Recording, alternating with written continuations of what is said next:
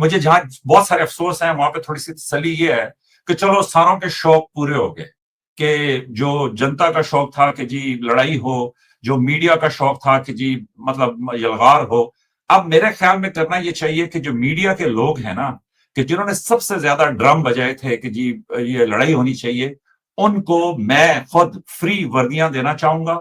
उनको वो पहनाएं ताकि आपको नजर आए कि उनकी तोनें कितनी बड़ी हैं, आपको नजर आए कि 50-50 इंच की कमर के साथ ये लोग जो हैं जंग पे उकसा रहे थे। और इनको फौजियों का वो सामान पहना के आप बराए मेहरबानी जरा बॉर्डर तक भेजें, और कुछ ना करें, लेकिन इनको भेजें, ये वहां से वापस आए तो इनको पता चले, या सिर्फ हेलमेट पहना दें उनसे कि एक प्रोग्राम हेलमेट पहन के कर लें, तो इनको समझ आए कि जंगें स्टार्ट करना बड़ी आसान होती हैं, लेकिन जंगों को खत्म करना बड़ा मुश्किल होता है। इस पूरे घटना की जड़ पहलगाम है। पहलगाम में आतंकवादी अनलीश किए गए और उसके बाद उन्होंने नृशंस हत्याएं की रिलीजन के आधार पर। इस तरीके का रिलीजन कौन प्रैक्टिस करना चाहता है, ये अब आप लोगों के ऊपर छोड़ दिया गया है। उसका बदला लिया गया उस तरीके से कि भावलपुर में जो आतंकवादी अड्डे थे या जो मुरिदके में आतंकवादी अड्डे थे, जहां से इस तरीके की टीचिंग दी जाती है, अब आप इसको कब साफ करेंगे ये आपके ऊपर है। मगर डैनियल पर्ल का हत्यारा यदि आपके घर पे है तो क्या आपको चैन मिलेगा, ये अब आप लोगों को सोचने की वक्त है। तो मेरे ख्याल में ये जनता की हार थी, पाकिस्तान की भी और इंडिया की भी, कि अगर जंग होती तो मेरे ख्याल में ये दोनों मुल्कों के लोगों की जीत है कि हम सीज फायर के ऊपर और इसके ऊपर पहुंचे। पाकिस्तान का खुद का क्लेम है कि नॉन स्टेट एक्टर से वो परेशान है। पाकिस्तान का खुद का क्लेम है कि वो टेरर का विक्टिम है। तो हमने उन्हीं टेररिस्ट को अटैक किया था जिससे पाकिस्तान खुद भी लड़ रहा है। गुड टेरर बैड टेरर के बीच के डिस्टिंक्शन को खत्म करना पड़ेगा कि इंडिया पाकिस्तान के बीच में बावजूद तमाम इख्तलाफात के ऐसी लीडरशिप मौजूद है कि जिन्होंने मतलब 10-12 दिन में, 15 दिन में, जो भी है, लेकिन उन्होंने सिचुएशन को रिजॉल्व किया। तो अभिषेक साहब का हक है कि वो अपने प्राइम मिनिस्टर की इस सिलसिले में तारीफ करें, लेकिन एट द सेम टाइम मैं भी ये समझता हूं कि गवर्नमेंट ऑफ पाकिस्तान को भी अप्रिशिएट करना चाहिए कि उन्होंने भी इस चीज को समझा। तो ये मैं इसलिए ये कहता हूं कि ये पाकिस्तान और इंडिया के जो दोनों अवाम है, जो जनता है कि जिसको ऑन अ लाइटर नोट बड़ा शौक चढ़ा हुआ था कि जंग करें। देखें, 22 अप्रैल के बाद इंडिया को बहुत शौक चढ़ा हुआ था कि जंग करें, चाहे अब वो उनका मीडिया था, जो भी वजह थी, लेकिन वो थे कि जी मार दो, उड़ा दो, सब कुछ कर दो। और 6 और 7 मई की रात को जब इंडिया ने हमला कर दिया, तो उसके बाद पाकिस्तान की आवाम को बहुत शौक चढ़ गया था कि भाई यहाँ पे जो है वो हम जंग करना चाहते हैं। तो मैं हैरान हुआ कि कैसे पहले वहां पे 100% राजी थे जंग करने के लिए, और कैसे 7 मई के बाद पाकिस्तान में सब राजी थे कि भाई जंग होनी चाहिए। जो सिविलियन जिनको कह रहे हैं उनको हम टेररिस्ट कह रहे हैं। मसूद अजहर आपके लिए सिविलियन होगा, हमारे लिए वो टेररिस्ट है। हाफिज सईद आपके लिए सिविलियन होगा, हमारे लिए वो टेररिस्ट है। वो जो रऊफ जो मारा गया, जिसने डैनियल पर्ल की हत्या की थी, ऑन टीवी उसने उनका गर्दन स्लिट किया था, वो आदमी आपके लिए सिविलियन हो सकता है, हमारे लिए वो टेररिस्ट है।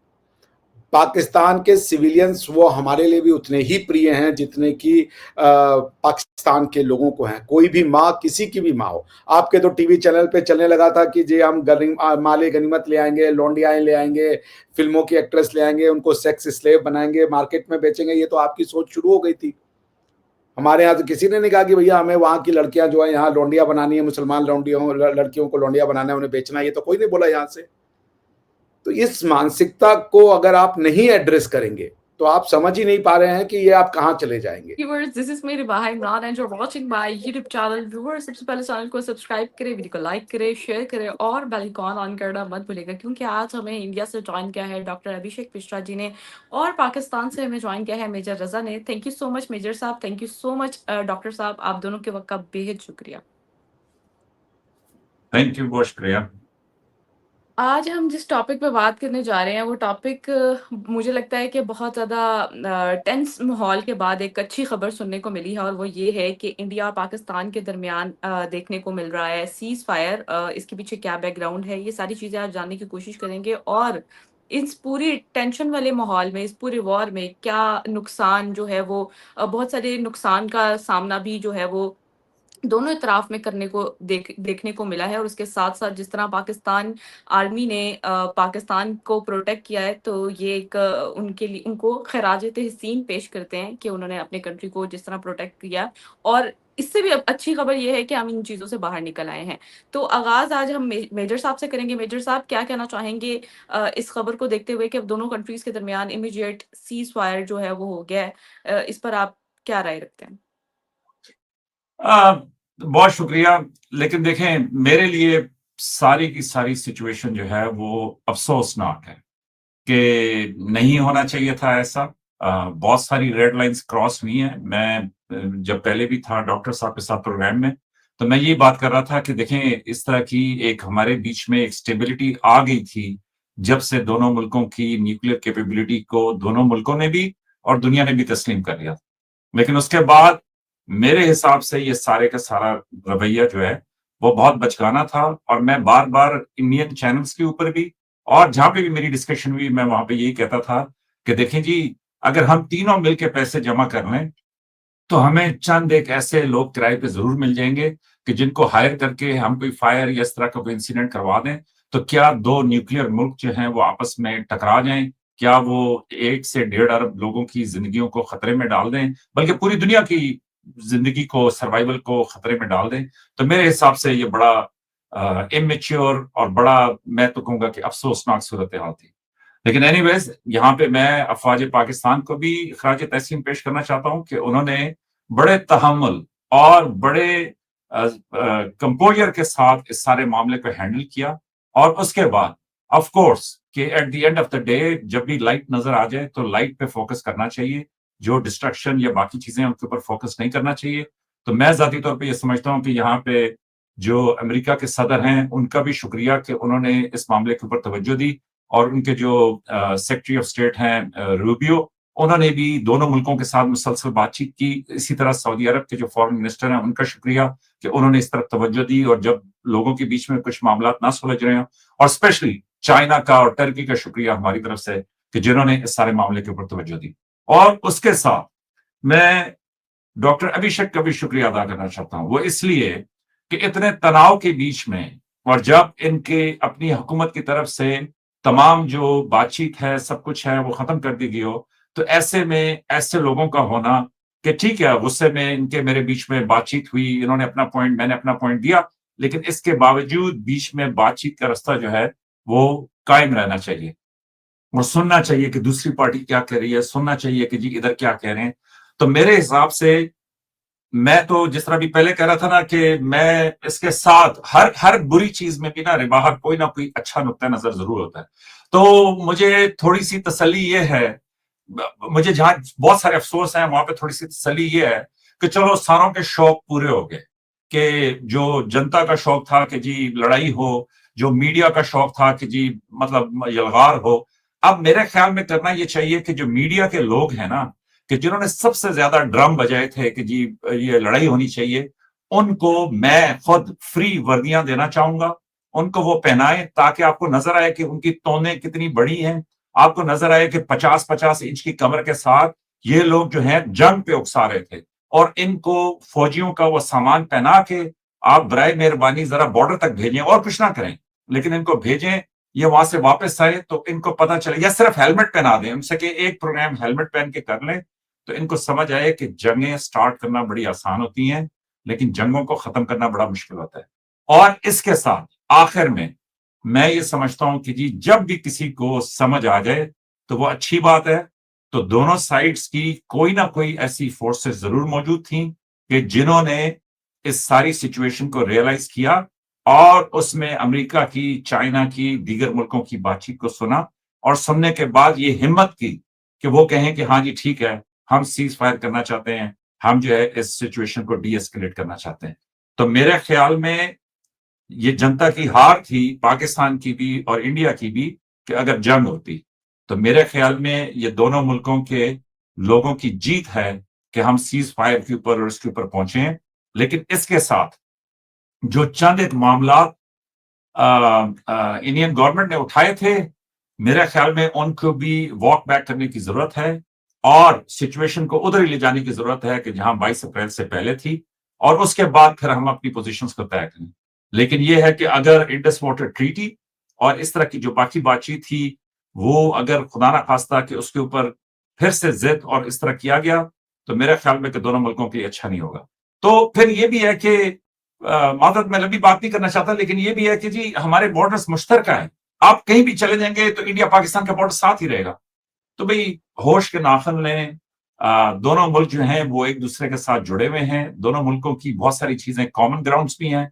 तो इसके ऊपर फिर देखना चाहिए कि जी हम किस तरीके से आगे बढ़ सकते हैं। लेकिन एनीवेज मेरे ख्याल में कि ये बड़ी अच्छी बात है कि दोनों मुल्कों के लोगों ने और गवर्नमेंट्स ने ये फैसला किया है कि जनाब वो सीज फायर और हॉस्टिलिटीज को डीएस्केलेट करने के लिए।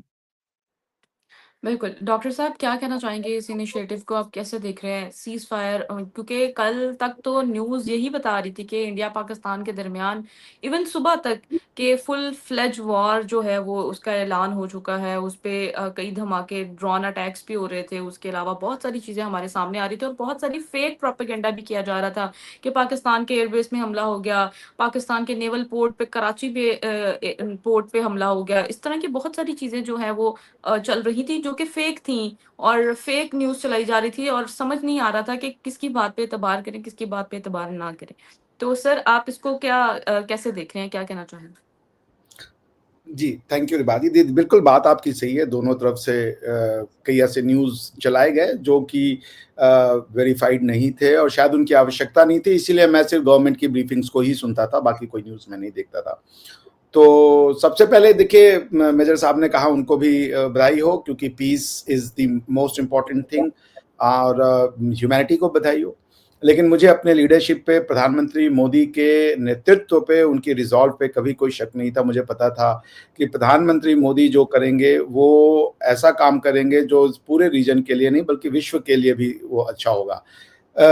इस पूरे घटना की जड़ पहलगाम है। पहलगाम में आतंकवादी अनलीश किए गए और उसके बाद उन्होंने नृशंस हत्याएं की रिलीजन के आधार पर। इस तरीके का रिलीजन कौन प्रैक्टिस करना चाहता है, ये अब आप लोगों के ऊपर छोड़ दिया गया है।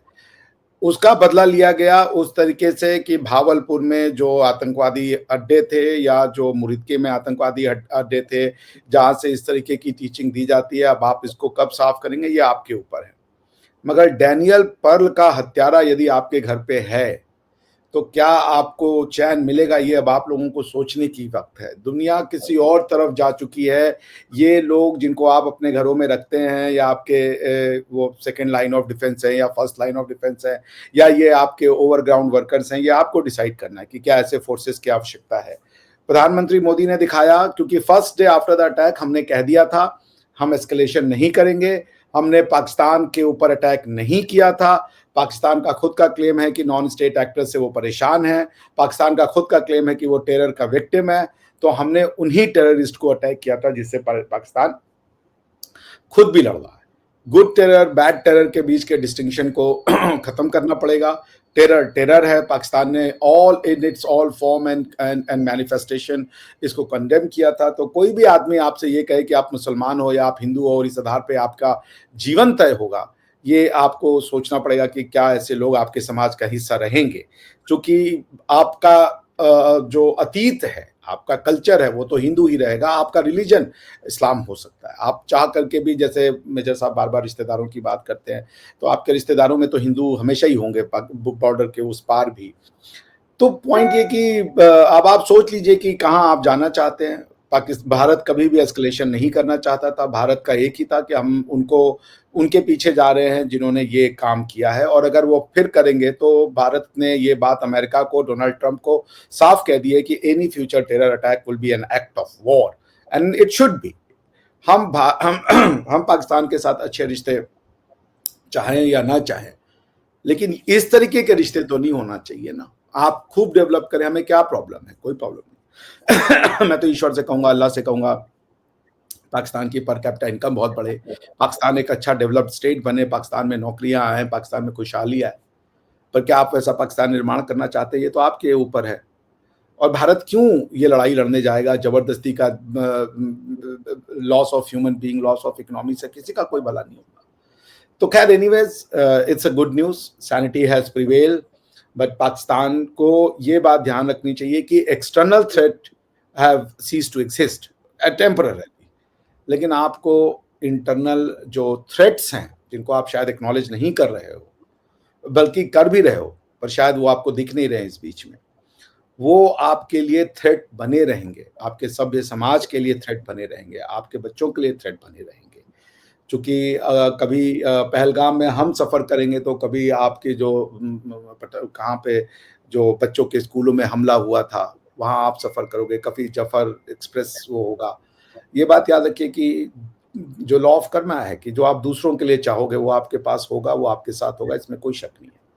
पर एनीवेज मेजर साहब से बात करके मुझे अच्छा लगता है। Is one of the Sen mind, अच्छे से बातों को कहते हैं, कॉन्फिडेंटली कहते हैं। I can understand he is a proud Pakistani which he should be, he should love his land, और हर आदमी को हक है कि वो अपनी धरती से, अपनी माँ से प्यार करे। तो मैं उनके दुख को, उनके कष्ट को समझ सकता हूँ, उनके इंटरेस्ट को भी समझ सकता हूँ, बट अल्टीमेटली मुझे पता था कि प्रधानमंत्री मोदी जो है वो कैलकुलेटेड रिस्क नहीं लेने वाले आदमी है, वो सब सोच समझ के करते हैं, और भारत नहीं विश्व उनके नेतृत्व को आज की डेट में पसंद करता है, और ये उसका एक नतीजा, ये एक उसका एग्जाम्पल है कि उन्होंने इसको बड़े अच्छे से सॉल्व किया। और बाकी और भी फोर्सेस जो होंगी जिन्होंने इस मिटिएशन को काम किया, उनका भी बहुत बहुत धन्यवाद जी। मेजर साहब, मेरा आपसे सवाल है कि अभी जो रिपोर्ट्स हमारे सामने आई हैं उस पे इंडिया को 83 बिलियन पाउंड्स का जो है वो नुकसान हुआ है, क्योंकि जंग तो यानी कि अभी ये 3 दिन के जंग के मामला थे और 3 दिन में ये नुकसान का सामना भारत को करना पड़ा है। तो सर, क्या कहेंगे कि अगर इस तरह की जंग आगे वो चाहते ही नहीं थे तो फिर इस तरह का हमले क्यों किए गए? और जैसे कि सारे ये भी क्लेम कर रहे हैं कि कोई एविडेंस भी नहीं था, आप इस पर क्या राय रखते हैं? और अगर अभी ये पानी वाला मसला, जैसे हमारे चैनल्स भी बंद किए गए थे और उसके अलावा और भी चीज़ें जो हैं उन्होंने सस्पेंड किए, जैसे सिंतास मुआहिदा हो गया, इसका फ्यूचर आप क्या देख रहे हैं? क्या इस पे क्या भारत का इनिशिएटिव हो सकता है? अच्छा देखें रिबाहा, मैं चीजों का ना जरा कंपैरेटिव बेसिस पे देख के तो मैं कोई बेहतरी की पोजीशन देखने की कोशिश करता हूँ। आप ये देख रही होंगी कि ये भी समझना लोगों के लिए जरूरी है कि यूक्रेन और रूस के बीच में जो जंग 3 साल से जारी है उसमें 10-12 लाख नौजवान सिर्फ एक साइड से, यूक्रेन की साइड से वहां पे हलाक हो चुके हैं। कितने? 12 लाख। 12 लाख कहना बहुत आसान है। It's 1.2 million young main and women, those who have died because of a war between India and Ukraine, between Russia and Ukraine. तो उसके ऊपर भी ट्रंप साहब ने मेडिएशन करने की कोशिश की कि किसी तरीके से सीज फायर हो जाए, लेकिन वहां पे चाहे उनकी सही वजूहात हों चाहे उनकी गलत वजूहात हों, लेकिन सो फार वो उसमें कामयाबी नहीं हासिल कर सके। तो ऐसे में मैं जरूर ये अप्रिशिएट करना चाहूंगा कि इंडिया पाकिस्तान के बीच में बावजूद तमाम इख्तलाफात के ऐसी लीडरशिप मौजूद है कि जिन्होंने मतलब 10-12 दिन में, 15 दिन में, जो भी है, लेकिन उन्होंने सिचुएशन को रिजॉल्व किया। तो अभिषेक साहब का हक है कि वो अपने प्राइम मिनिस्टर की इस सिलसिले में तारीफ करें, लेकिन एट द सेम टाइम मैं भी ये समझता हूं कि गवर्नमेंट ऑफ पाकिस्तान को भी अप्रिशिएट करना चाहिए कि उन्होंने भी इस चीज को समझा। तो ये मैं इसलिए ये कहता हूं कि ये पाकिस्तान और इंडिया के जो दोनों अवाम है, जो जनता है कि जिसको ऑन अ लाइटर नोट बड़ा शौक चढ़ा हुआ था कि जंग करें। देखें, 22 अप्रैल के बाद इंडिया को बहुत शौक चढ़ा हुआ था कि जंग करें, चाहे अब वो उनका मीडिया था, जो भी वजह थी, लेकिन वो थे कि जी मार दो, उड़ा दो, सब कुछ कर दो। और 6 और 7 मई की रात को जब इंडिया ने हमला कर दिया तो उसके बाद पाकिस्तान की आवाम को बहुत शौक चढ़ गया था कि भाई यहाँ पे जो है वो हम जंग करना चाहते हैं। तो मैं हैरान हुआ कि कैसे पहले वहां पे 100% राजी थे जंग करने के लिए, और कैसे 7 मई के बाद पाकिस्तान में सब राजी थे कि भाई जंग होनी चाहिए। जंग किसी सूरत में भी अच्छी नहीं है। आप ये 83 बिलियन पाउंड्स कह रही हैं, इसको छोड़ें। मेरे लिए ज्यादा फिक्र की बात यह है कि कुछ रेड लाइंस क्रॉस हुई हैं कि जो नहीं होनी चाहिए थी। कि मिसाल के पाकिस्तान के सेटल्ड एरियाज के ऊपर इंटरनेशनल बाउंड्री को वायलेट करते हुए वहां पे पाकिस्तान की सॉवरेनिटी के ऊपर हमला हुआ है। और मैं बहुत अफसरदा हूं इस बात के ऊपर कि यह बात हुई। वो इसलिए कि कल को यहाँ पे भी अब एक हक हासिल है कि जनाब हम भी हमला कर सकते हैं, और फिर दोनों न्यूक्लियर रियासतें हैं। और फिर ये है कि हमारे बीच में जो तनाज़ा है, वो दुनिया के जितने कॉम्प्लिकेटेड तनाज़े होंगे, उनमें से शायद ये, अगर मैं ये नहीं कह सकता कि लो में आएगा, तो ये मीडियम में आएगा। कोई ऐसा बहुत बड़ा तनाज़ा नहीं है कि जिसको सॉल्व करने की ज़रूरत है। लेकिन anyways, let's talk about today. तो आज के दिन में ये एक अच्छी खबर है। मैं ये समझता हूँ कि दोनों मुल्कों की जो अफ़वाज हैं, वो बड़ी बासलाहियत हैं, लेकिन उनकी सलाहियतें और कामों के लिए इस्तेमाल होनी चाहिए, माँ सिवाय इसके कि जी, वो इस तरीके से एक-दूसरे के साथ टकरा जाएँ। पीस लविंग होना चाहिए दोनों मुल्कों की आवाम को, और जो पीस लविंग लोग हैं, उनकी बात को तवज्जो से सुनना चाहिए। अभी मेरा ख्याल में कि जनता को दोनों साइडों पे जाना चाहिए उन लोगों के पास कि जो ढोल पीट रहे थे कि जनाब जंग करो, और उनसे जाके पूछना चाहिए कि सर अभी क्या करना है? क्यों? कि अब वो मेरा ख्याल में खामोश होंगे, लेकिन मुझे लगता है कि वो फिर भी बोलते रहेंगे। लेकिन एनीवेज़, ये जो जंग है, ये सिवाय नुकसान के और कुछ नहीं देती, और इसको शुरू करना बड़ा आसान होता है, लेकिन इसको खत्म करना बड़ा मुश्किल हो जाता है। अभी देखें तो सही कि यूक्रेन की जंग में एक 1/3 of the country is gone, मतलब maybe half of the country will be gone by this summer, और इतने लोग भी हलाक हो गए। आपकी फैमिलीज पूरे यूरोप के अंदर बिखर गई। तो आपने क्या पाया इस जंग से खामखा की, मतलब वो उसके ऊपर? तो क्या उससे बेहतर कोई रास्ते नहीं निकल सकते थे? तो बिल्कुल नहीं। तो एनीवेज, मेरे मेरे मेरे हिसाब से स्टिल मैं खुश हूं इस बात के ऊपर कि दोनों साइडों के ऊपर द सेंस हैज प्रिवेल्ड। मैं ये समझता हूं कि दोनों साइडों के ऊपर इनको बैठ के अपनी बातचीत को मतलब डिप्लोमेटिकली सॉल्व करना चाहिए। और मेरे हिसाब से हुकूमत पाकिस्तान को मैं इस बात पे ज़रूर शाबाश दूँगा कि उन्होंने तमाम सही फोरम्स को नॉक किया। उन्होंने यूनाइटेड नेशंस में वो लेके गए, सिक्योरिटी काउंसिल में वो लेके गए, डिप्लोमेटिकली उन्होंने मीडिया के ऊपर इसका दिफा किया, फिर उसके बाद चैनल्स ऑफ कम्युनिकेशन जो थे उनको बहाल रखा। और अगर डॉक्टर अभिषेक मिश्रा को याद हो, तो मैंने शुरू में ही कहा था कि ये जो उन्होंने कहा ना कि Indus water treaty is held in abeyance, कि मतलब इसको पॉज किया है हमने। तो मैं उस वक्त भी ये कह रहा था कि कहीं ना कहीं ये जहन में मौजूद है कि वापसी का रास्ता रखना है। जब उन्होंने मिलिट्री अटैचीज को एयरफोर्स के, नेवी के और एयरफोर्स वालों को एक्सपेल किया, तो 55 से डिप्लोमेटिक स्टाफ रिड्यूस करके 35 या समथिंग कर दिया, लेकिन 35 या 25 जो भी थे उनको रखा जरूर। वो इसलिए फिर देखे ना कि भाई कैसे गहरे रिश्ते हैं, कि वो बच्चे इंडियन हैं, माएँ पाकिस्तानी हैं। तो अब कौन उनको सेपरेट कर सकता है कि जी वो 10 माह का बच्चा है या वो 4 साल का बच्चा है, या जो भी। तो मैं ये समझता हूँ कि मेरे ख्याल में डॉक्टर साहब तो वैसे वेकेशन पे जा रहे हैं, सॉरी काम पे जा रहे हैं, लेकिन सॉर्ट ऑफ वेकेशन है। तो ये जब रूस जाए तो उससे वापसी पे इनका इंटरव्यू जरूर कीजिएगा, और इनसे सुनिएगा कि वहां पे actual on the ground situation क्या है। अगरचे ये किसी और काम से जा रहे हैं, लेकिन मैं ये चाहूंगा कि वापस आके जरूर बताएं कि जी जंग की कहानियां क्या होती हैं। तो इसलिए मैं ये समझता हूं कि इंडिया पाकिस्तान में ये जो सिचुएशन गैर मामूली तौर पर भड़की थी, मैं बहुत सख्त अफसरदा हूं उनके लिए भी कि जो पहलगाम में हलाक हुए, और मैं उनके लिए भी बहुत सख्त अफसरदा हूं कि जो पाकिस्तान में सिविलियंस जो हैं वो इस वजह से शहीद हुए। और मैं ये समझता हूं कि जो लेकिन मैं फिर भी फेयर एनालिसिस करना चाहिए। तो मैं ये समझता हूं कि गवर्नमेंट ऑफ इंडिया में जो रिस्पॉन्सिबल लोग हैं वो जिम्मेदार हैं इस बात के।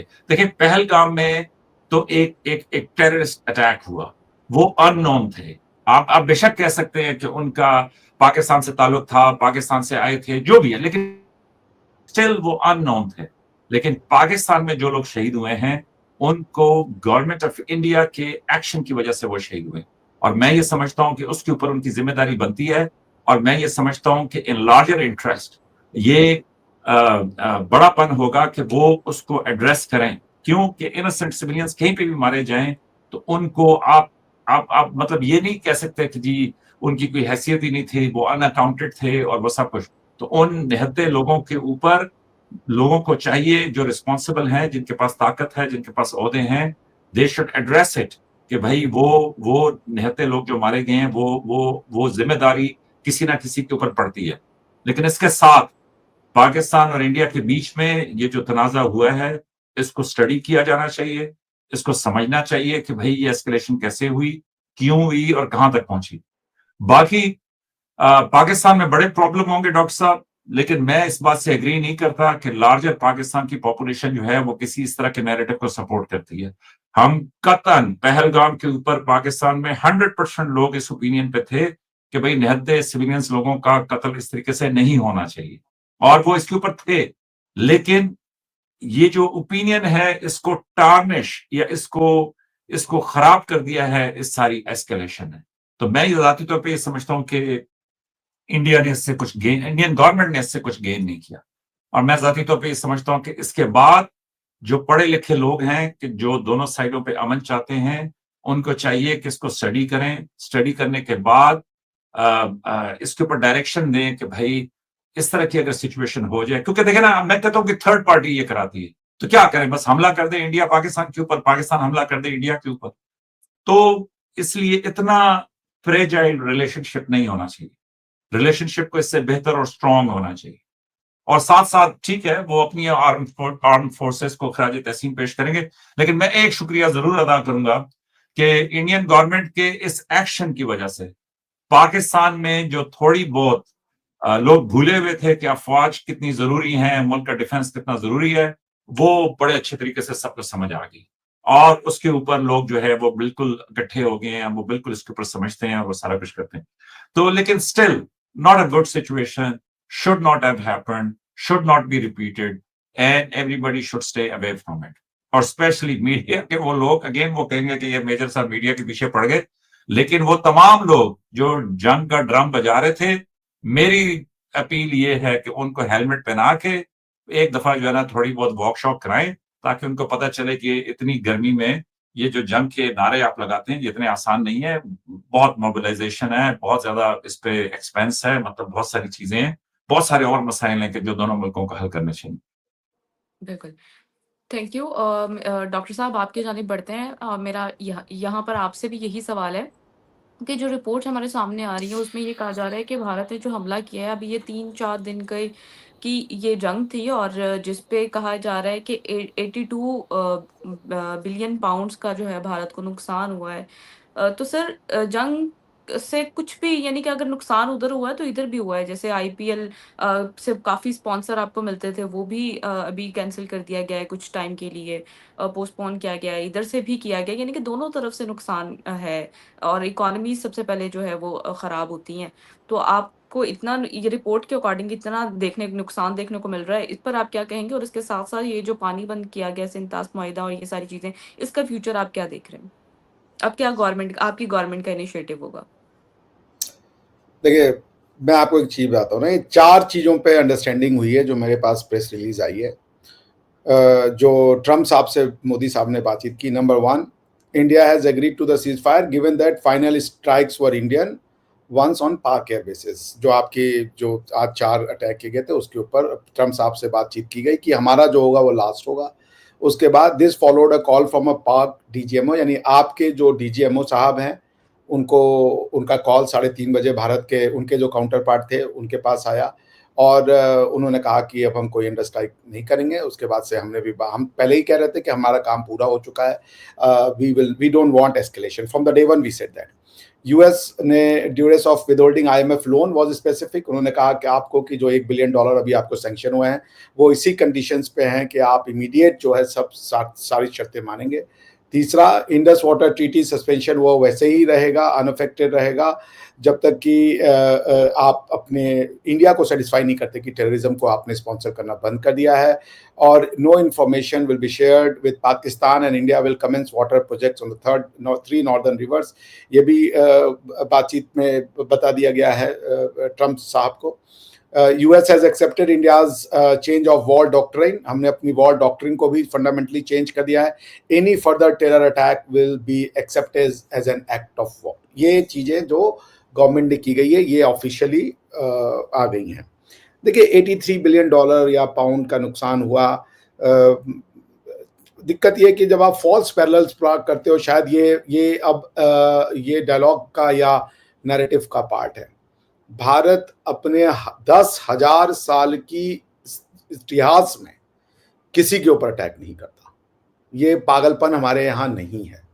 चाहे वो रिलीजन हो, चाहे वो कल्चर हो, चाहे किसी का भी चीज़ हो, हम सबको उनके उसी लाइफ़स्टाइल के साथ एक्सेप्ट करते हैं जिसको वो प्रैक्टिस करते हैं। ये हमारा ये शौक ही नहीं है।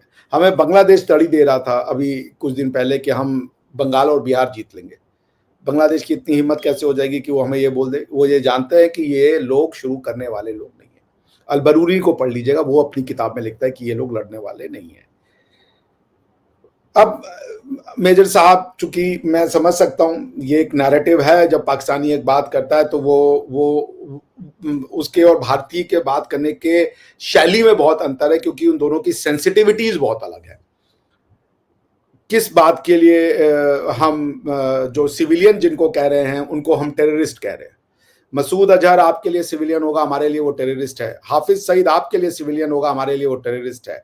वो जो रऊफ जो मारा गया, जिसने डैनियल पर्ल की हत्या की थी, ऑन टीवी उसने उनका गर्दन स्लिट किया था, वो आदमी आपके लिए सिविलियन हो सकता है, हमारे लिए वो टेररिस्ट है। पाकिस्तान के सिविलियंस वो हमारे लिए भी उतने ही प्रिय हैं जितने कि पाकिस्तान के लोगों को हैं। कोई भी माँ, किसी की भी माँ हो, आपके तो टीवी चैनल पे चलने लगा था कि जी हम माले गनीमत ले आएंगे, लौंडियाएं ले आएंगे, फिल्मों की एक्ट्रेस ले आएंगे, उनको सेक्स स्लेव बनाएंगे, मार्केट में बेचेंगे। ये तो आपकी सोच शुरू हो गई थी।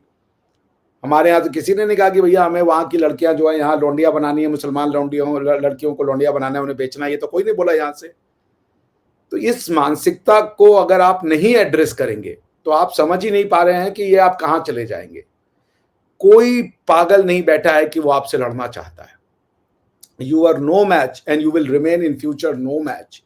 अगर हमें आपको खत्म करना होता, हम आपको खत्म कब का कर चुके होते, मगर हम आपको खत्म करके करेंगे क्या, और हम आपको खत्म करेंगे तो क्या खत्म करेंगे। आइडिया ऑफ पाकिस्तान आपका आइडिया है, उसको आप कैसे अपने बच्चों को बेचना चाहते हैं, यह आपकी समस्या है। आप आइडिया ऑफ पाकिस्तान को हिंदू और यहूद की दुश्मनी और दुनिया की दुश्मनी के फॉर्म में जीना चाहते हैं, यह आपकी समस्या है। आप अपने आप को वेस्टर्न सिविलाइजेशन से कल्चरल सुपीरियर बताना चाहते हैं, यह आपकी समस्या है। आप मॉरल हाई ग्राउंड लेना चाहते हैं कि हम सेक्स स्लेव बना सकते हैं, यह आपकी समस्या है। दुनिया आपको मॉरली बैंकरप्ट समझती है इन सब बातों को कहने के लिए। सो बॉटम लाइन क्या है कि हम कभी भी हाफिज सईद को मारने के लिए या मौलाना मसूद अजहर के गुंडों को और आतंकवादियों को मारने के लिए क्षमा नहीं मांगेगा। हाँ, लेकिन पाकिस्तान की कोई माँ, बहन, बेटी, एक छोटा सा भाई को भी हमारी वजह से यदि चोट लगती हो तो हम सर झुका के उससे माफी मांगने को तैयार हैं।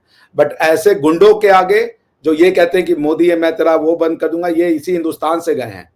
ऐसे गुंडों के आगे भारत न पिछले 1000 साल से झुका है, न भारत अगले 1000 साल तक झुकेगा। आपके प्रधानमंत्री ने कहा था कि हम 1000 साल तक भारत से जंग करेंगे। आप 1000 साल करोगे, हम 1000 साल कर चुके हैं, 2000 साल तक हम करते रहेंगे, हमें कुछ नहीं होगा, क्योंकि जिस आइडियोलॉजी के लिए आप लड़ रहे हो वो बदल चुकी है। जिस आइडियोलॉजी को वो देने वाले लोग हैं वो बदल चुके हैं। आपने अपने बैटल का नाम रखा था, ऑपरेशन का नाम रखा था सम बनूस और something, I forgot the name, जो आपने दिया है अपने इस बनियान अल मरसूस। यस, बनियान अल उर्सूस। उसका मतलब होता है कि सारे मुसलमानों को इकट्ठा होकर के सीमेंट के नहीं, उसका मतलब होता है iron wall. Yes, iron wall what? ये आपकी सूरह सैफ का है, चैप्टर नंबर 61 वर्स नंबर 4, अगर मैं गलत नहीं हूं। अगर आप उन चारों वर्सों को कलेक्टिवली पढ़िएगा तो ये मदनी वर्सेस है, जहां पे खैर एनीवेज मैं I know why this verse came और इसका क्या कॉन्टेक्स्ट है और इसका क्या पर्पस था। जब लोगों ने डाउट करना शुरू कर दिया कि हम तो लड़ने के लिए नहीं आए थे, हमारे ऊपर तो अटैक हो रहा है, तो बाद में गॉड ने उनसे कहा कि तुम जो कहते हो वो करो, और जो तुम सोचते हो, अगर तुम वॉक द टॉक नहीं करोगे और तुम अगर मुनाफिकत करोगे तो फिर तुम्हारा ईमान जो है वो डगमगा जाएगा। सो एनीवेज, अगर आप अपने ईमान को उसी तरीके पे रखना चाहते हैं तो वो हमारी समस्या नहीं है। हमने ऑपरेशन सिंदूर चलाया था क्योंकि आतंकवादियों ने कहा था मोदी को जाके बता देना हमने तुम्हारे पतियों को मार दिया क्योंकि तुम हिंदू हो। तो अगर हर चीज के लिए इन्वेस्टिगेशन कराई जाए, दुनिया में आतंकवादी कहां से आ सकते थे? दो ही पॉसिबिलिटी था, या तो ये भारत के थे और या तो ये पाकिस्तान के थे। और कोई पॉसिबिलिटी कि अमेरिका टपका दिया था, अफगानिस्तान टपका दिया था, बांग्लादेश टपका दिया था, श्रीलंका टपका दिया था, ये पॉसिबिलिटी होती नहीं है। तो आपके हिसाब से ये फॉल्स फ्लैग ऑपरेशन था, ये हमने अपने ऊपर करवा लिया क्योंकि हमें आपके साथ जंग करने का शौक था, विच मेक्स नो सेंस। आपकी बात को कोई नहीं मानता। बॉटम लाइन मैं फिर ये कहूंगा कि देखिए ये जो 83 बिलियन और ये आईपीएल, हम ऐसे 100 आईपीएल खड़े कर लेंगे पिछले 1000 साल से, हम पिछले 5000 साल से हमको इसीलिए जाना चाहता है वीवर सोने की चिड़िया। क्षमता, वेल्थ जो है वो सोने की खानों में और मिनरल्स में नहीं होती, वेल्थ ये होती है। ये भारत इसका निर्माण करता रहा है और आगे भी करता रहेगा। जब तक हमारे पास ये है, जब तक हमारे पास सोचने समझने की सलाहियत है, हम वेल्थ क्रिएट करने के उसमें नंबर 1 थे, हैं और रहेंगे। तो ये हमारे लिए कोई बड़ी बात नहीं है कि हम आईपीएल में कुछ लॉस हो गया। देश और मातृभूमि से बड़ा कुछ नहीं होता हमारे लिए। मैं फिर कहूंगा, एक एक ऑर्डिनरी भारतीय को आपने इतना ज्यादा वो बना दिया है कि वो पाकिस्तान के हर आइडिया से नफरत करने लगा है। लेकिन वो शुरू में ऐसा नहीं था। वो पाकिस्तान को अपने लैंड का पार्ट मानता था। आज वो नहीं मानना चाहता। आज वो कहता है अच्छा हुआ इनसे जान छूटी है, ऐसे ही लोग हैं। और अच्छा है कि आप अगर कहेंगे ना कि आज आप मेजर साहब बोल दिए भारतीयों से कि एक वॉल क्रिएट कर दो 200 फीट ऊंची, कि ना हम आपको देखें ना आपको, या भारत में आपको 80%, ये 20-15% ये जो कम्युनिस्ट हैं जिनका बेसिकली लव, अगर वो आप हमको गोदी मीडिया बोलते हैं तो खुद उनके लिए जो अप्रोप्रिएट टर्म है वो जिहादी मीडिया है। वो उनके हिसाब उनको छोड़ देंगे ना, आपको 80% लोग कहेंगे हाँ तब वो भैया वो खिंचवा दो 200 फीट लंबी दीवार, ना हमें आपसे संबंध रखना है ना आप हमसे संबंध रखे, पल्ला छूट गया। भारतीय कभी किसी के लिए ऐसा नहीं बोलते। मैं आपसे फिर कह रहा हूं, सेंसिटिविटीज को समझिए। आपको जो यूएई वाले आप जो हैं अमीर साहब, एमबीएस साहब जो हैं वो रास्ता दिखा रहे हैं, उनको फॉलो कीजिए। और अगर हम रिश्तेदार हैं तो फिर रिश्तेदारियों के जो कुछ बेसिक नियम हों उनको तो माना जाना चाहिए। भारत आपके ऊपर फॉल्स फ्लैग करा के अटैक करने का कायल नहीं है। कोई दुनिया का पागल आदमी इतना कायल नहीं होगा कि आपके कुछ लोगों का खून पीने के लिए जो है हम अपने लोगों को मरवाएं उनसे रिलीजन पूछ करके। ये मानसिक दिवालियापन है। खैर एनीवेज, तो मैं फिर ये कहूंगा कि आप अगर फॉल्स पैरेलल ड्रॉ करते रहेंगे और आप कहेंगे कि आतंकवादियों के लिए दुख प्रकट करें, नहीं, कभी नहीं। हम अगर आपके किसी एक छोटी सी बुढ़िया माँ को भी अगर हमारी वजह से चोट लगाए तो हम सर झुका के हाथ मांगेंगे। लेकिन हाफिज सईद, मसूद अजहर, दाऊद इब्राहिम, ऐसे लोगों को आप अपने घर में न्योता देंगे, उनको आप अपना स्टेट गेस्ट बना के रखेंगे और सोचेंगे कि आप उनको सिविलियन ट्रीट करते। दाऊद इब्राहिम को आप सिविलियन मानेंगे, हाफिज सईद को आप सिविलियन मानेंगे, मसूद अजहर को आप सिविलियन मानेंगे। ये हमारे लिए आतंकवादी और गुंडों से ज्यादा इनकी कोई वैल्यू नहीं है और ये ना रखेंगे। बाकी आपके एसेट हो सकते हैं, आपके फ्रंट लाइन हो सकते हैं, आप उनको रखें, हम कुछ नहीं कह सकते। बट फॉल्स पैरेलल्स ना ड्रॉ करें। भारत का 10,000 साल का इतिहास है। हम हिंसा पे विश्वास नहीं रखते। हम सिर्फ और सिर्फ प्रतिरक्षा में लड़ते हैं। जब हमारे ऊपर वो आ जाता है तब हम लड़ते हैं। Otherwise India is not a concept. India does not know the concept of offence, it knows the concept of defensive offence. जब अपने ऊपर बचाना है तो ही वो करता है, अदरवाइज नहीं। जी मेजर साहब एंड पर क्या मैसेज देना चाहेंगे? अच्छा, एक तो मैं डॉक्टर साहब की बातें बड़े गौर से सुनता हूँ, लेकिन मैं डॉक्टर साहब को कहूंगा कि वो जरूर इस पे तवज्जो दें कि इन्होंने बहुत सारी बातें की हैं। फॉर एग्जांपल लोनिया मनाना, औरतों को उठाना, एक्ट्रेसेस को उठाना और इस तरीके से, और माली गनीमत की बात की है। लेकिन मैं इनको ये कहूंगा कि बरसगीर पाक व हिंद में जहाँ अंग्रेज हुक्मरान रहे वहां पे मुसलमान भी हुक्मरान रहे। तो उस जमाने में कोई ऐसा नहीं था कि उन्होंने सबको लोनिया मना लिया या उन्होंने औरतों को उठा लिया या सब कुछ कर लिया। हाँ ठीक है, ट्रेजेडीज ऑफ वॉर होती हैं, लेकिन आप मुस्लिम हिस्ट्री में देख लें, मुस्लिम हिस्ट्री के अंदर कहीं इस तरीके से नहीं है कि बाकायदा पूरे जत्थे ने सारे को सार। तो इसलिए ये जो लोनियों की बात, अलाउद्दीन ये खिलजी और रतन सिंह की जो वार थी उसमें यह था कि अलाउद्दीन खिलजी ने रतन सिंह की वाइफ को देख लिया था और उसने कहा था ये मेरे सामने पेश कर दो वरना लड़ो मुझसे। उसके बाद मैं पूरे राजस्थान में जौहर के नाम से फेमस है, चूंकि ये जो मुस्लिम आक्रांता आते थे ये डेड बॉडीज को भी नहीं छोड़ते थे, लड़कियों ने अपने आप को जला लिया। ये इतिहास है, आप पढ़ जी जी जी जी डॉक्टर साहब, मैंने थोड़ा बहुत पढ़ा है, और उसमें यहाँ पे लोग औरतों को उठा के भी ले जाते थे, फिर वहां पे सेल भी करते थे। वो सब कुछ part of the human history है। लेकिन उसको सुन लीजिए ना, मेरी समझ के मुताबिक वो पार्ट ऑफ ह्यूमन हिस्ट्री है। और उसमें ये देखिए ना जी, गोरों ने भी स्लेव्स उठाए, सब कुछ किया, मतलब उनकी औरतें उठाई। ये मैं इस बहस में नहीं जाना चाहता। मैं तो अपनी बात कर सकता हूँ, या जिन पाकिस्तान के लोगों को मैं जानता हूं मैं उनकी बात कर सकता हूं।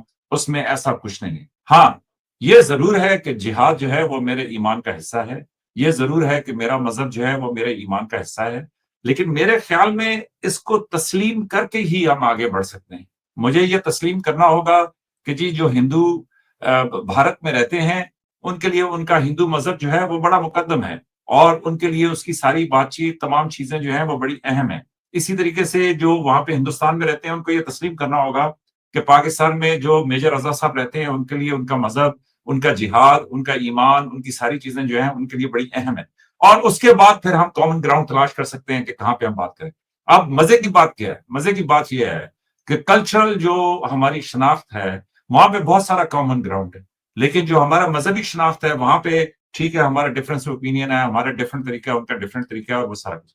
अब मैं फिर भी ये कहता हूँ, इन्होंने हाफ़िज़ सईद साहब का नाम लिया, इन्होंने मौलाना मसूद अज़हर का नाम लिया, इन सब का नाम लिया, बेशक इनका नाम लें। आपके वो मुजरिम होंगे, आप उनको समझते होंगे कि वो आपके मुल्क में जो भी कोई कार्रवाई हुई है, चाहे वो उसके ज़िम्मेदार थे, नहीं थे, लेकिन आप समझते हैं कि वो उसके ज़िम्मेदार थे। इसके बावजूद भी मैं ये समझता हूँ कि ड्यू प्रोसेस ऑफ लॉ ज़रूरी है। इसके बावजूद ही मैं ये समझता हूँ कि भई उसके ऊपर अगर पाकिस्तान नहीं मान रहा या कुछ, तो मैं फिर भी ये समझता हूँ कि ऐसे मिसाइल मार के आप उन लोगों को हलाक नहीं कर सकते। ऐसे मिसाइल मार के, क्योंकि अगले दिन मैंने इनको, हालाँकि ये लॉ के वो हैं, लेकिन मैंने इनको मिसाल दी थी कि चीफ जस्टिस, मेरी समझ के मुताबिक, चीफ जस्टिस के सामने भी कत्ल हो जाए, तो उसने ड्यू प्रोसेस ऑफ लॉ को फॉलो करना है इससे पहले कि वो किसी को फांसी दे। हैविंग सेड दैट, मैं ये समझता हूँ कि दोनों मुल्क के जो लोग हैं, मतलब देखिए ना, और इसमें एक और बहुत बड़ी मुश्किल है, और वो मुश्किल ये है कि ये देखें, ये कह रहे थे वो जो 20% कम्युनिस्ट है, हमें तो गोदी मीडिया कहते हैं, लेकिन वो जो है वो जिहादी मीडिया है। तो ये एग्जैक्ट डेफिनेशन है कि जो जो पाकिस्तान की बात करेगा वो जिहादी कहलाएगा, चाहे वो माइल्ड सा। मैं पाकिस्तान में हिंदुस्तान की बात करूंगा या इनके पॉइंट ऑफ व्यू की थोड़ी सी भी बात करूंगा तो मैं गद्दार कहलाऊंगा। तो ये एक्सट्रीम पोजीशंस हैं कि जहां पे हम फंसे हुए हैं, और फैसला ये करना है। मुझे अफसोस ये है कि इस वाकये से ये हुआ है कि ये जो रिबाहा बीच में बैठी हुई है, ये जो यंग बच्चे और बच्चियां हैं इंडिया की साइड पे या पाकिस्तान की साइड के ऊपर भी, ये तमाम के तमाम भी सेंसिटाइज हो गए हैं। वरना लास्ट 71 का देखें, मौलाना मसूद अजहर या हाफिज सईद, मतलब इस तरह के बहुत सारे गुनाह आप बेशक डालें पाकिस्तान के ऊपर, लेकिन ये गुनाह भी हुआ है कि 1971 में इंडिया की इंटरवेंशन के बगैर पाकिस्तान के दो हिस्से ना होते, और वो गुनाह पाकिस्तान हिंदुस्तान के सर पे जाता है। जो भी था वो हमारा इंटरनल मामला था कि हम क्या कर रहे थे, हम किसी को हुकूमत दे रहे थे, नहीं दे रहे थे, लेकिन उसमें इंडिया का किरदार था। तो इसलिए मेरे हिसाब से मुझे जो अफसोस है वो ये है कि सेंसिटाइज हो गई है नई यूथ, नई जनरेशन, और ये भी अगले 20 साल 40 साल जब तक ये रहेंगे तो ये याद रखेंगे कि ये इस तरह का हमारा टकराव हुआ था, और ये समझेंगे कि जब तक अमेरिका, चाइना या कोई और बड़ी कुव्वत बीच में नहीं पड़ती, तब तक जो है ना इसको बोली। तो एनीवेज, मैं बहरहाल फिर भी खुश हूं इस बात पे कि दोनों साइड्स के ऊपर सेंस हैज प्रिवेल्ड। मैं बहरहाल खुश हूं इस बात के ऊपर कि जी अमेरिका के जो सदर हैं उन्होंने इस मामले के ऊपर तवज्जो दी, और मैं खुश हूं इस बात के ऊपर कि जी जंग से दोनों मुल्क बच गए। लेकिन एट द सेम टाइम मैं ये समझता हूं कि सेल्फ रिफ्लेक्ट करने की जरूरत है।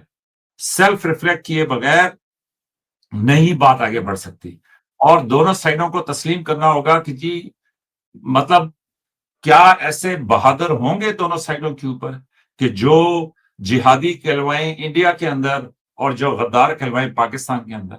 लेकिन एट द सेम टाइम मैं ये भी समझता हूं कि अपने मुल्क की हिफाजत के लिए अपनी पोजीशन पे कायम रहना भी जरूरी है। अपीज करके आगे नहीं बढ़ सकते, मतलब मैं इनकी मर्जी की बातें नहीं कर सकता, ये मेरी मर्जी की बातें नहीं कर सकते। तो बहरहाल मेरा मेरा ख्याल ये है रिबाहा कि पाकिस्तान और इंडिया के बीच में जो कुछ ये हुआ है, इससे कम से कम दोनों साइडों को ये समझ आ गई होगी, अल्लाह करे और मैं भगवान करे भी कहूंगा, कि दोनों साइडों को ये समझ आ गई होगी कि हजूर जंग का रास्ता नहीं है, हमें कोई और रास्ता अपनाना होगा। अब उसके बीच में, और मैं समझता हूं कि जी बिहाइंड द कर्टन्स कुछ लोगों ने किरदार भी अदा किया होगा कि किसी तरीके से ये पीस की तरफ जो है ये बातचीत चली जाए। पाकिस्तान में मतलब अब इंडिया में मोदी साहब जो हैं, अगर वो बात करें ना अमन की, तो मेरा ख्याल में उन पे भी इल्जाम लग जाएगा। तो इसी तरीके से पाकिस्तान, तो इसलिए ये, और मजे की बात यह है कि एक टाइम था कि अगर जब दोनों मोदी मुल्क साहब अमन की बात करें तो कैसे उनके ऊपर इल्जाम लगेगा? आप 2 मिनट इस पे बोल दीजिए। वो इसलिए लग जाएगा कि अभी जहां पे पोजीशन जा चुकी है एंड डॉक्टर साहब। Don't hold yourself. आपके मन में जो है just let it out. I respect you, so please speak it. नहीं, मैं देखिए डॉक्टर साहब, मैं ये समझता हूं कि चंद साल पहले जब मोदी साहब पाकिस्तान आए थे और उन्होंने नवाज शरीफ साहब के साथ यहाँ पे उनकी एक लोकल वेडिंग, जो पर्सनल वेडिंग, वो पर्सनल कैपेसिटी में आए थे। He did not come as a prime minister of Pakistan, he came as a friend of mister Nawaz Sharif, कि जो मुझे मालूम याद नहीं है कि वो उस टाइम पे प्राइम मिनिस्टर थे या नहीं थे। तो मैं ये कह रहा हूं कि उस टाइम पे वो आए थे, लेकिन आज जो सिचुएशन है, इस सिचुएशन में मोदी साहब जो हैं, वो देखे ना, एकदम से अबाउट टर्न नहीं कर सकते कि एकदम से अब पहलगाम के वाकये के बाद ये सारे जो मिसाइल हमने एक दूसरे के ऊपर फायर किए, इसके बाद मोदी साहब कैसे, लेकिन मैं ये समझता हूं कि इस हकीकत को सबको तस्लीम करना होगा। मुझे जो वेस्ट में खूबी नजर आती है वो ये नजर आती है कि वहां पे लोग जो हैं वो कहते हैं हाँ यार मैं मानता हूं, तुम रशियन हो, मैं यूरोपियन हूं, तुम ये करते हो, मैं यूं करते, अब let's try to find common ground. मैं इसमें चाइना को भी समझता हूं कि चाइना की भी पॉलिसी कुछ बेहतर है, कि चाइना कहता है कि जी डिस्प्यूट्स को फ्रीज कर देते हैं, कुछ अरसे के लिए आगे चलते हैं, और ऐसी अटेम्प्ट्स हुई हैं पाकिस्तान और इंडिया के बीच में। लेकिन बहरहाल बहुत लंबी बात हो जाएगी। मैं ये समझता हूं कि पाकिस्तान में भी ऐसे लीडर्स मौजूद हैं कि जो अगर अपने कंफर्ट जोन से बाहर निकलें, और इंडिया में जो लीडर्स हैं वो अपने कंफर्ट जोन से बाहर निकलें, तो मेरे ख्याल में कि वो किसी ना किसी रेजोल्यूशन की तरफ जा सकते हैं। लेकिन at the same time comfort zone से बाहर निकलना कहना बहुत आसान है, लेकिन हकीकत में बहुत मुश्किल काम है। बहरहाल आज का जो आपका प्रोग्राम है रिबाहा, उसमें अच्छी बात यह है कि जी मेरे ख्याल में कि सेंस हैज प्रिवेल्ड। तो it is a win win situation for people in India and it is a win win situation for people in Pakistan. Regardless कि कौन जीतता कौन हारता, जंगें कभी अच्छी नहीं होती। Everybody should make it a principle in their life कि stay away from war, unless कि the war is imposed upon you. फिर आप डिफेंस करें, फिर आप बेशक अपने मुल्क की हिफाजत के लिए खड़े हो जाएं, लेकिन एज ए प्रिंसिपल आप जंग से दूर रहें। जंग जो है वो किसी मसले का हल नहीं है। बिल्कुल सर। डॉक्टर साहब एंड पर क्या मैसेज देना चाहेंगे? नहीं, बिल्कुल जो कर्नल मेजर साहब ने कहा, बार-बार कर्नल निकलता है तो I guess that should not promotion का शुक्रिया, ऑलवेज वेलकम। सो जो मेजर साहब ने अंत में कहा वो बात बिल्कुल सही है, लेकिन मैं भी कुछ मैसेज दे दूं। जो पाकिस्तान को समझना चाहिए कि आप एक सिविलाइजेशनल हिस्ट्री पे वो इल्ज़ाम लगाना चाहते हो जो उसकी नफ्सियात नहीं है, जो उनकी नसों में नहीं है, तो वो बात आप करते रहोगे, बात कहीं नहीं जाएगी। It will fall to the deaf air, क्योंकि वो हमारी रगों में नहीं है, वो हमारे डीएनए में नहीं है उस तरीके की सोच जो आप हमें कहते हो। Pakistan needs to take a course correction. मैं आपसे ये 5 चीज़ें कहूँगा। नंबर 1, नॉन स्टेट एक्टर्स जो आपको जला रहे हैं, आप ऑपरेट कितना भी डिनाई कर लें, ऑपरेशन खंदक आप लड़ोगे अभी, इसके बाद आपका कॉमन एनिमी इंडिया खत्म हो जाएगा, आपको अंदर एनिमी से लड़ना पड़ेगा, because there is a doctrinal problem. ये किसी के नहीं हैं, ये आपके पीछे आएंगे एक दिन, ये बात आप याद रखिएगा। प्रधानमंत्री मोदी जी ने जितना नवाज शरीफ साहब को इज्जत दी, पठानकोट में आईएसआई को बुलवा के इन्वेस्टिगेशन करवा दिया नवाज शरीफ साहब के कहने पे। उस आदमी के पीछे, जिस मैं क्यों कहता हूँ गोदी मीडिया, क्योंकि जो भारत में हिंदुत्व की बात करेगा, भारत को हिंदुत्व ने बनाया, इस्लाम तो 1400 साल पहले आया है। आप हमारी हमसे आइडेंटिटी छीनने की कोशिश करोगे। मैं कम्युनिस्टों की बात कर रहा हूँ। ऑपरेशन सिंदूर रखेंगे नाम, तो बोलोगे कि इसका नाम ऑपरेशन सिंदूर क्यों रखा? भाई इस देश की सिविलाइजेशन ही यही है। क्या पाकिस्तान भारत में कोई लड़की यदि मुसलमान बनती है तो उसको अपने माथे से सिंदूर पोंछना जरूरी है? वो भारतीय कल्चर के साथ रह करके हिंदू नहीं बन सकती? साड़ी पहनने वाली हिंदू नहीं रहेगी? ये मानसिकता कब तक चलेगी? किसी को खुश करने के लिए हम अपने कल्चर को नहीं त्याग करेंगे। और अगर भारत का जिहादी मीडिया ये बात नहीं समझता है तो उसको ये बात अपने दिमाग में डालनी चाहिए। सिंदूर ऑपरेशन सिंदूर की बात करने के लिए प्रधानमंत्री मोदी ने जिसको भेजा वो थी कर्नल सोफिया कुरैशी और कर्नल और विंग कमांडर विमिका सिंह, एक सिख थी और एक जो थी वो मुसलमान थी। क्यों करवाया उन्होंने? अगर रिबाहा जी आज नमस्कार कर देंगी, इनके पीछे नमस्कार बोल देंगी, तो इनके पीछे एक वो पड़ जाएगा पूरा का पूरा स्पीच की ये नमस्ते कैसे बोल सकती हो तुम टीवी पे। कौन सिखा रहा है ये सब? ये क्या इस खित्ते में अगर आप कन्वर्ट हो गए तो आप अपनी इतिहास को जला देंगे तेजाब से। हाफिज सईद हरियाणा से गया हुआ है, इंडियन है वो बेसिकली, और वो इंडिया को आग जलाने की बात करता है। और क्या दे रहे हो ये सब हटा करके? इस जगह का नाम हम किसी अरबी के नाम रखें, ये अचीवमेंट है, अपना कुछ भी नहीं है। खान बन जाओगे आप, जाके कभी जरा सेंट्रल एशिया जाइए, वो जो खान होते हैं हमारे यहाँ के खान होते हैं, वो हंसते हैं देख करके। 5 फीट 5 इंच का आदमी होगा, रंग डार्क है, वो कह रहा है जी मैं खान हूं। और भाई वो खाने तो उनके जो खान्स होते थे वो किंग्स होते थे, वो लाल और गोले होते हैं। मेरी एक बार मैं जो डी मॉन्टफोर्ट में था तो मैं लड़ गया एक अपने ऑस्ट्रेलियन कलीग प्रोफेसर था, वो भी लॉ का। मैंने कहा यार तुम व्हाइट कहते हो अपने आप को, तुम ये सेंट्रल एशियंस को व्हाइट क्यों नहीं कहते? They are as fair as it gets. अगर आप गोरेपन पे जाएंगे मेजर साहब तो आप सेंट्रल एशियंस को देखिए, बहुत गोरे लोग होते हैं, गजब गोरे हैं भाई वो। दे आर एज गोरा as white, but the Europeans don't consider them white. क्यों भाई?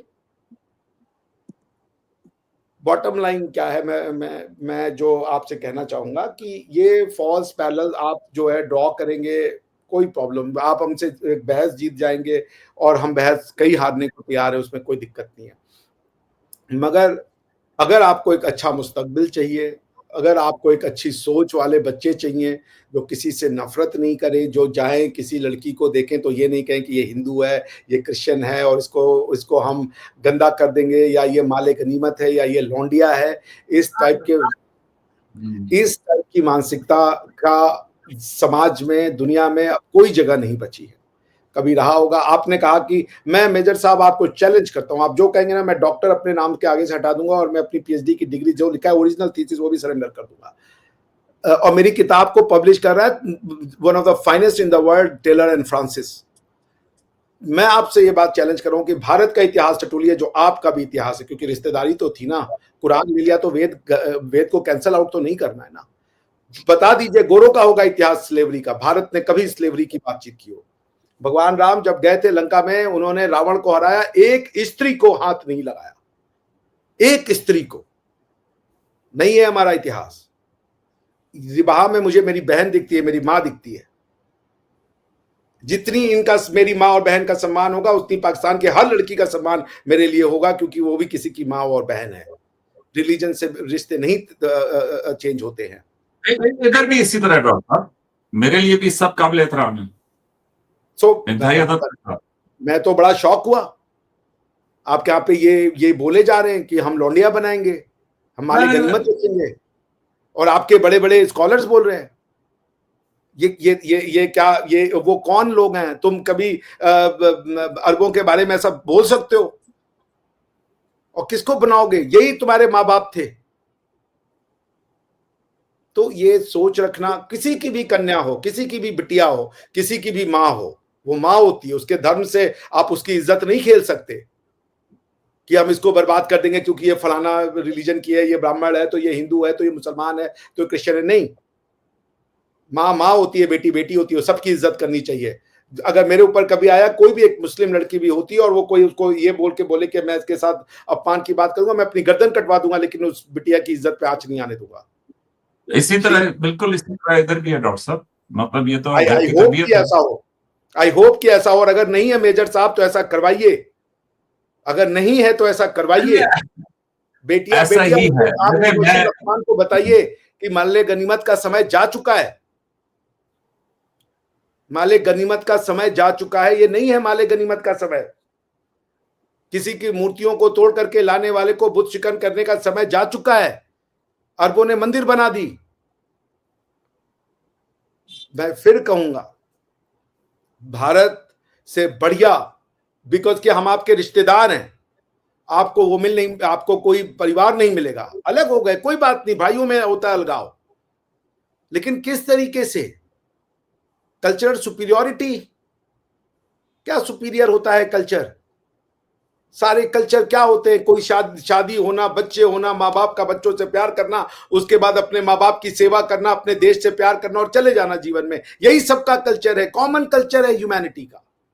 हम सब अपनी बेटियों से प्यार करते हैं, हम सब अपने बेटों से प्यार करते हैं, हम सब अपनी माओ से प्यार करते हैं, हम सब अपनी मिट्टी से प्यार करते हैं, हम सब अपने बच्चों को आगे तरक्की करते हुए देखना चाहते हैं। इसमें कहाँ कल्चर में अंतर है, मुझे बता दीजिए आप। कौन सा कल्चर सिखा रहा है कि अपने माँ बच्चों से प्यार मत करो, अपने बाप की सेवा मत करो, अपने देश से प्यार मत करो? अरे ह्यूमैनिटी का कल्चर एक है। Please go towards humanity, time has come. हम सब एक है, हमारी मान्यताएं कुछ भी हो सकती हैं, हम सब ह्यूमैनिटी के विविधता को, डाइवर्सिटी को स्वीकार कर सकते हैं। ईद भी उतना बेहतरीन है जितना होली, दीपावली, क्रिसमस और भी अफ्रीकन भाई बहनों के त्योहार होंगे, सबकी वही वैल्यू है। इस तरफ जाना होगा मेजर साहब, वरना आप करते रहिए। एक बात याद रखिएगा, आपने कहा था इस जंग में कोई नहीं जीतेगा, मैं आपको एक बात लिखित में देता हूं, जब भी युद्ध होगा उसमें सत्य ही जीतेगा। अगर मैं गलत होऊंगा कि ह्यूमैनिटी एक है, कि विवाह मेरे लिए उतनी ही प्रिय है जितनी कि मेरी अपनी माँ बहन है, अगर ये आइडियोलॉजी गलत है और ये है कि चूंकि ये मुसलमान है और या ये हिंदू है तो इनको लौंडिया बना के मार्केट में बेच दो, और ये आइडियोलॉजी सही है, तो आप लड़िए इसके लिए बनाइए, और हाफिज सईद बनाइए, और ये बनाइए, डैनियल पर्ल का गर्दन कटवाइए, उनको आप उनको इन्वेस्टिगेशन मत कीजिए, उनको ट्रायल पे मत डालिए, फिर ये तो एक दिन ये घर में आग लगेगा खुद से। मगर मैं यही चाहूंगा कि आप जैसे लोग, मेजर साहब, मुझे पता है you are a man of great character, great जिसे कह लीजिए थॉट प्रोसेस, और आई होप कि आप अपने बच्चों को वो सिखाएंगे कि वो एक दिन इस दुनिया के साथ चलते हुए ये नहीं महसूस करेंगे कि मैं हूं और ये गैर है। Because at the end of the day we all are humans. हम ह्यूमंस के हर आदमी का एक ही सपना है, अच्छा घर, अच्छी वाइफ, अच्छे माँ बाप, अच्छी नौकरी और अच्छी लाइफ। किसके कल्चर में कहीं पे सहरा है तो वो खजूर खाता है, कहीं पे अगर पानी है तो वो मछली खाता है, कहीं पे अगर टेम्परेचर दूसरा है तो वहाँ के फलों को खाता है। मनुष्यों ने अपने अपने कल्चर, अपने अपने टोपोग्राफी के हिसाब से अपनी कल्चर को डेवलप किया है, and all of them are finest on the face of earth, all of them. दुनिया यूएन हेरिटेज की ओर जा चुका है, हेरिटेज साइट डिक्लेयर करता है यूएन आज की डेट में, ये इसका हेरिटेज है, ये इसका हेरिटेज है, बिकॉज ये सब ह्यूमैनिटी ने क्रिएट किया है। तो आई होप, और प्रधानमंत्री मोदी से बड़ा ये संदेश किसी ने नहीं दिया। जब वो चले गए थे नवाज शरीफ साहब की बिटिया की शादी में, उन्होंने उनकी माँ के पैर छुए थे, और मैं ये इनको इसलिए कहता हूँ कि यहाँ के कम्युनिस्ट मीडिया ने उस आदमी को बदनाम करने में, जो वो नहीं है, मैं बार बार कहूंगा, मैं मुसलमानों से नफरत नहीं करता, मैं प्यार करता हूं मुसलमानों से, लेकिन क्या मुसलमान मुझसे प्यार करता है? क्या मुसलमान से प्यार करने के लिए मैं अपने कल्चर को छोड़ दूं? क्या मैं अपनी भाषा में, अपनी संस्कृति में, उसमें आग लगा दूं? ये है उस प्यार की कीमत। ये नहीं हो सकता। प्रधानमंत्री मोदी को आप जितना भी गाली दे दे, लेकिन जिस दिन अगर सत्य नहीं होता तो वो आदमी प्रधानमंत्री नहीं बनता। सत्य उसके साथ था, वरना जो उसके ऊपर असैसिनेशन अटेम्प्ट, उन्होंने कैरेक्टर असैसिनेशन, जान का असैसिनेशन, सब कुछ ट्राई किया, लेकिन आज वो आदमी दुनिया का लीडर बन के उभरा, दुनिया का लीडर। एक मक्कार आदमी, एक नफरती आदमी दुनिया का लीडर बन जाएगा। आपको सऊदियों से भी ज्यादा पता है, यूएई वालों से भी ज्यादा पता है। यहां के कम्युनिस्ट के फॉल में मत आइए। इन्होंने दुनिया का सत्या का मतलब मुझे बताएंगे? सत्या मीन्स, सत्य मीन्स ट्रूथ। देखिए ट्रूथ क्या होता है? Truth is something which is self sustained, self created, self propelled, self protected. सत्य को किसी की जरूरत नहीं है, कोई अभिषेक मिश्रा की। बहरहाल मैं यहाँ पे, ठीक है, आपका प्राइम मिनिस्टर मोदी के साथ अपनी एक अकीदत या आपकी अपनी एक उनकी साथ वो होगी, लेकिन मेरी जो अपनी समझ है उसके मुताबिक ये जो पावर गेम है या पॉलिटिक्स है या to rise to the power है, उसमें होशियारी, मतलब क्या कहते हैं उसको, स्ट्रगल, ये मक्कारी, ये मतलब बहुत सारे फैक्टर्स हैं कि जो पावर यस, की गेम पॉलिटिक्स इज अ खेलता है। गेम, पॉलिटिक्स हाँ, इज अ गेम, आप हाँ, जो कह रहे हैं, मगर हाँ। उसमें नफरतें नहीं होती। पॉलिटिक्स का एक इसमें हाँ, नफ़रतों से मैं बिल्कुल आपकी बात से एग्री करता हूँ। लेकिन मैं साथ आपसे ये भी कहूँगा कि ख़त्म करते हैं, बहुत लंबा प्रोग्राम हो गया, लेकिन आपने, मुझे मालूम नहीं है कि आपने गुलिवर ट्रैवल पढ़ी हुई है या नहीं पढ़ी हुई। बढ़िया। अ, लेकिन मैंने स्कूल में गुलिवर ट्रैवल पढ़ी थी, और ये रिबाहा और बाकी लोगों को मैं ये कहूँगा कि वो गुलिवर्स ट्रैवल पढ़ लें, तो उनको बड़े अच्छे से समझ आ जाएगा कि झगड़ा जो है ना, वो बेसिकली है कि अंडे को चोंच वाली साइड से तोड़ना है या अंडे को पेट वाली साइड से तोड़ना है, और इसके ऊपर जो है ना सारी जंगें हैं और सब कुछ है। वरना अदरवाइज सब ह्यूमंस हैं, सब एक दूसरे के रिलीजन का रिस्पेक्ट कर सकते हैं, सब अमन और आशिकी के साथ रह सकते हैं। दुनिया में इतनी फूड है कि सारी सब के सब खा सकते हैं, सबसे सब पी सकते हैं। तो मे बी मैं जब अपनी सोच में सोचता हूँ, तो मैं समझता हूँ कि कहीं मार्स से या जुपिटर से कोई फोर्स आ जाए और वो आके नीचे सबको फेंटी लगाए, तो फिर सारे जुड़ जाएंगे, फिर सबको भूल जाएगा हिंदू कौन है, मुसलमान कौन है, क्रिश्चियन कौन है, काला कौन है, व्हाइट कौन है, सब है। फिर वो कहेंगे कि ऊपर से एक लड़ाई शुरू हो गई है, तो सारे ह्यूमंस को इकट्ठा हो जाना चाहिए। तो आपने एनीवेज, आपने गुलिवर को कॉल किया। मैं बहुत ज्यादा फेमस नहीं हूँ, बिकॉज मतलब आई लव अदर्स, बट हमारे यहाँ पे एक महान संत हुए हैं, कबीर जी। उनका एक बड़ा अच्छा दोहा लगता है जो मुझे, मैं पढ़ता हूँ, वो है कि बुरा देखन जो मैं चला, बुरा न मिलिया कोय, जो दिल खोजा आपना, मुझसा बुरा मिलिया न कोई। So look for the evil with in. दुनिया में कमियां निकालने की जगह हम अपनी कमियों को अगर कंट्रोल करेंगे, उन पे अगर काबू पाएंगे, तो the world will be a much better place than it is. ये बिल्कुल। बिल्कुल इसी तरह की बात बुल्ले ने भी की है सर, बाबू ने और बुल्ले ने भी। एनीवेज, हाँ, तो लोग तो यहीं के थे ना, यहाँ के लोग ही ऐसी बात कर सकते हैं, वरना बाकी दुनिया में तो हाँ। दूसरों को ही पूरा बता रहे थे। Thank you so much doctor साहब, thank you so much major साहब, आप दोनों के वक्त का बेहद शुक्रिया। नेक्स्ट प्रोग्राम तक के लिए हमें दें इजाज़त। Thank you so much.